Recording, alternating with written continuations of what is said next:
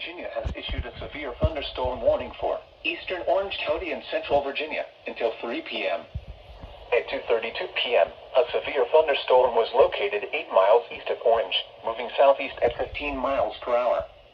Hazard, 60 miles per hour wind gusts. Source, radar indicated. Impact, damaging winds will cause some trees and large branches to fall. This could injure those outdoors, as well as damage homes and vehicles. Roadways may become blocked by downed trees.